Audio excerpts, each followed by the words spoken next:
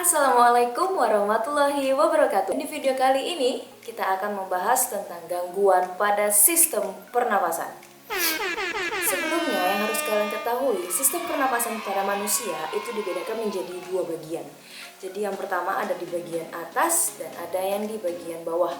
Di bagian atas itu organ-organnya adalah hidung, kemudian ada faring dan ada laring.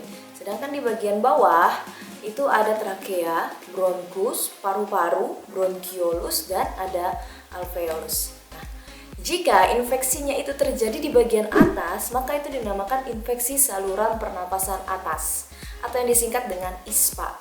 Sementara jika terjadi di bagian bawah, itu dikatakan sebagai infeksi saluran pernapasan bawah. Salah satu contoh ISPA itu ada influenza, kemudian ada tonsilitis, ada faringitis, ada laringitis, juga ada sinusitis dan ada rinitis.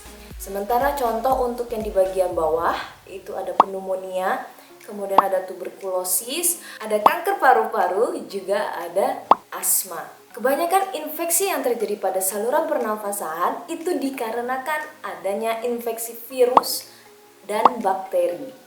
Yang pertama itu adalah influenza, ya.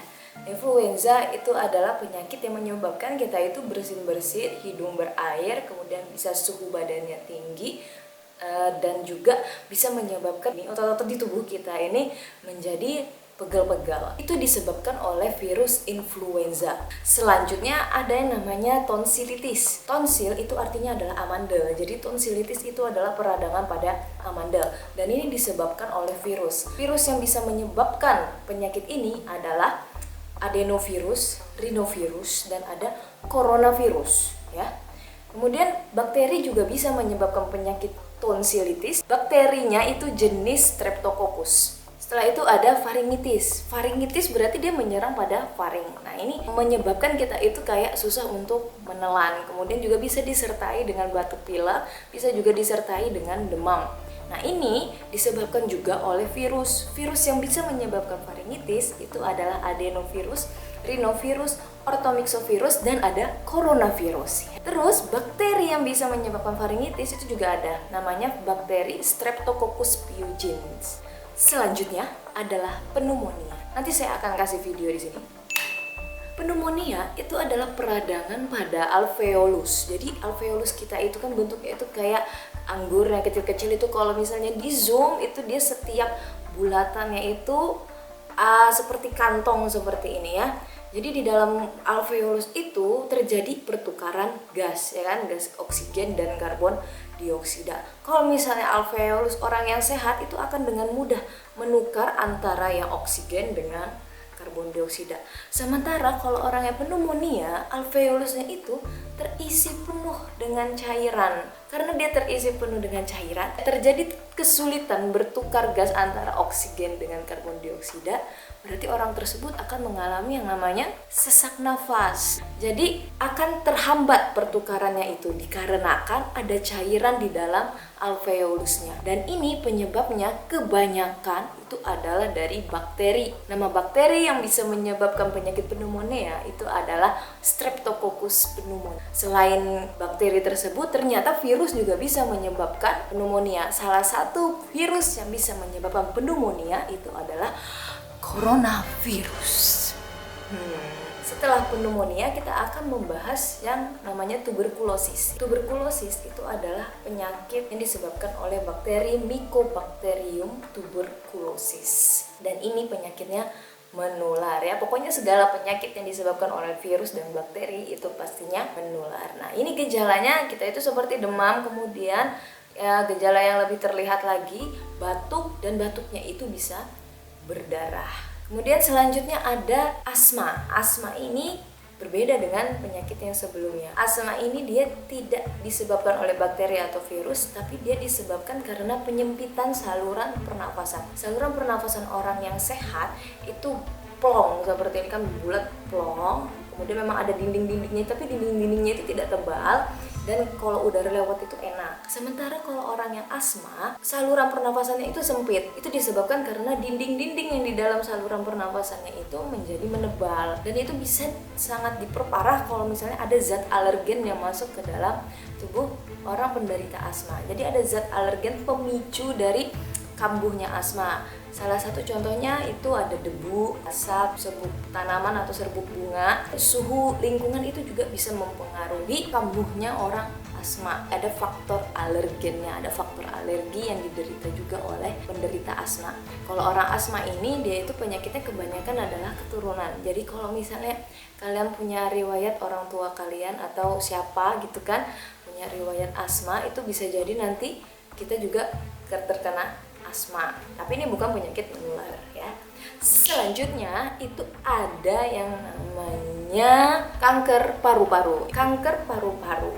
Nah, karena kanker berarti ini dikarenakan adanya pertumbuhan sel yang melebihi batas, tidak normal.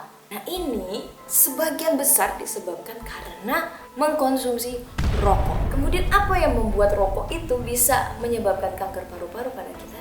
Yaitu ada zat yang dapat memicu pertumbuhan kanker di dalam rokok itu. Dan dalam rokok itu sangat banyak sekali senyawa yang dapat menyebabkan kanker. Di dalam kotak rokok itu juga padahal sudah dituliskan bahwa rokok itu dapat menimbulkan gini. Tapi ya tetap aja kan dikonsumsi. Nah, itu dia. Karena kalau sudah sekali ngerasa enak merokok, itu dia akan membuat kita terus menerus ketagihan untuk pengen lagi. Jadi jauhi rokok. Nah, selanjutnya yang sekarang sedang mewabah, yang membuat kalian itu liburnya itu diperpanjang, yang membuat kalian itu di rumah aja, ini adalah penyakit yang disebabkan oleh coronavirus. Nah, seperti sebelumnya sudah saya jelaskan bahwa ternyata coronavirus memang bisa menyebabkan penyakit-penyakit pada saluran pernapasan. Nah, yang sekarang ini itu virusnya tidak hanya bisa menyebabkan infeksi saluran pernapasan atas, tapi juga bisa menyebabkan infeksi saluran pernapasan bawah. Sebenarnya corona itu kan virus baru ya, tetapi sudah ada sejak dulu. Nah, ini mungkin jenisnya aja yang lain. Jadi corona itu juga pernah menyebabkan penyakit SARS dan MERS yang dulu juga sempat mewabah dan banyak juga yang meninggal pada saat itu. Nah, sekarang datang lagi nih coronavirus dengan jenis yang lain. Yang mulai dari bulan Desember 2019 kemarin sampai sekarang itu masih panjang perjalanannya si corona ini. Dia masih keliling dunia, guys. Karena ini disebabkan oleh virus, maka yang harus kita lakukan tidak lain dan tidak bukan adalah dengan menjaga imunitas tubuh kita. Jadi, itu tadi adalah beberapa contoh gangguan pada sistem pernafasan. Tidak semuanya dibahas karena kalau dibahas bakal panjang lebar. Ini aja udah panjang, apalagi kalau misalnya mau dibahas yang lain-lainnya lagi. Jadi sekarang yang kita bahas adalah cara mencegah dan menanggulangi gangguan pada sistem pernafasan. Yang pertama, cara mencegahnya dulu. Karena tadi sebagian besar kebanyakan bahwa gangguan pada sistem pernafasan itu disebabkan oleh virus dan bakteri, artinya kita harus memperkuat imunitas tubuh kita. Jadi istilahnya imunitas tubuh kita itu adalah tentara dalam tubuh kita. Kalau misalnya tentara dalam tubuh kita itu kuat, maka dia bisa melawan virus dan bakteri. Virus yang masuk ke dalam tubuh kita itu bisa dilawan dengan imun kita. Kemudian caranya untuk meningkatkan imun itu dengan selalu menjaga pola hidup yang sehat. Karena ada beberapa hal yang dapat menurunkan imunitas tubuh kita. Yang pertama adalah cuaca. Cuaca yang suka berubah-ubah itu kadang bisa membuat imunitas tubuh kita itu juga berubah. Kemudian selanjutnya ada umur. Nah, usia ya. Usia manusia yang dari bayi sampai dewasa itu yang rentan terhadap imunitas tubuh yang kurang, yang menurun itu adalah anak bayi dan orang yang lanjut usia. Kemudian selanjutnya ada dari faktor makanan. Karena apa aja yang masuk ke dalam tubuh kita itu diserap oleh tubuh, maka kita harus memilih makanan yang menyehatkan. Jangan makanan yang hanya enak di lidah tapi tidak baik untuk kesehatan. No, jangan yang seperti itu. Jadi kita harus makan makanan yang sehat, lagi halal. Selanjutnya itu ada faktor kebiasaan. Kebiasaan kita yang jarang sekali pengen olahraga, jarang sekali ingin berjemur, kemudian kebiasaan kita yang terlalu membiarkan kita itu stres ya, kepikiran baper gitu, menyebabkan imunitas kita turun juga. Jadi hal-hal yang seperti itu harus kita hindari ya. Jangan malah dijadikan kayak tuh hidup itu kayak gimana gitu kalau misalnya nggak galau. Itu salah ya, karena itu salah satu penyebab imunitas kita itu bisa turun. Nah, jadi bagaimana caranya untuk meningkatkan? Yaitu kita tinggalkan hal-hal yang negatif, kita ambil hal-hal yang positif. Kemudian jangan lupa untuk mengkonsumsi selalu vitamin ya. Apalagi kalau misalnya kita itu terbiasa dengan segala sesuatu yang banyak kegiatan di luar. Nah, itu kita harus banyak mengkonsumsi vitamin. Konsumsi vitamin yang dapat meningkatkan daya tahan tubuh. Contohnya adalah vitamin C. Jadi vitamin C itu adalah vitamin yang dapat meningkatkan kekebalan tubuh. Kemudian juga bisa mengkonsumsi multivitamin yang lain atau banyakin makanan yang banyak mengandung vitamin-vitamin tertentu. Kemudian gimana caranya untuk menanggulanginya kalau kita sudah terkena gangguan pada sistem pernafasan? Kalau misalnya kita hanya terkena kayak ISPA, gangguan sistem pernafasan pada bagian atas, nah itu pertama kali yang kita harus tahu, kita harus ini infeksi virus atau infeksi bakteri. Karena infeksi virus tidak bisa diobati dengan hal-hal yang bisa mengobati infeksi bakteri. Jadi infeksi virus tidak bisa diobati dengan antibiotik ya, nggak bisa, nggak nyambung ya jadinya. Jadi harus tahu dulu bagaimana cara mengetahuinya. Nah, ciri-ciri orang yang mengenai infeksi virus, kalau misalnya dia terkena gangguan pada sistem pernafasan atas, itu yang pertama cairan yang keluar dari hidung itu lebih cair dan warnanya lebih bening. Nah, itu infeksi virus. Jadi kalau misalnya sudah ada tanda-tanda seperti itu, segera kalian minum konsumsi vitamin, kita perkuat imun tubuh kita. Tapi kalau misalnya terjadi infeksi sekunder, terjadi infeksi pada infeksi bakteri juga masuk ke dalam tubuh kita, artinya imun kita kurang kuat pada saat itu.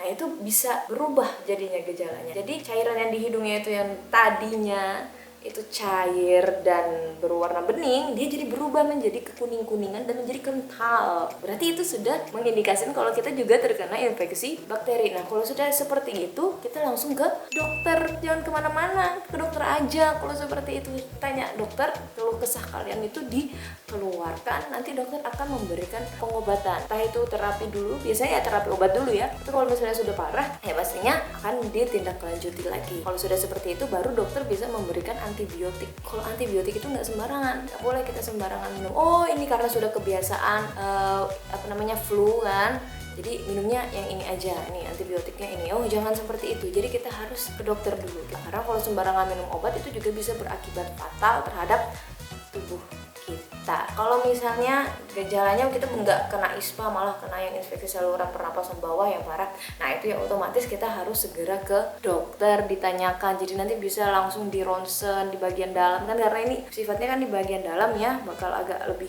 susah gitu untuk mengetahuinya. Jadi langsung ke dokter, jangan tanya sama saya ya.